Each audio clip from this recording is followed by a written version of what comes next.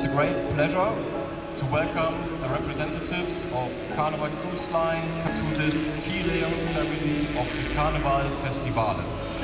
So I'm happy to be here today as the representative for Carnival Cruise Line and grateful to share my comments celebrating this important milestone. The journey is already underway and the progress we've made to date has been really fantastic. And I'm really excited about the amazing ship that we're going to deliver together in 2027.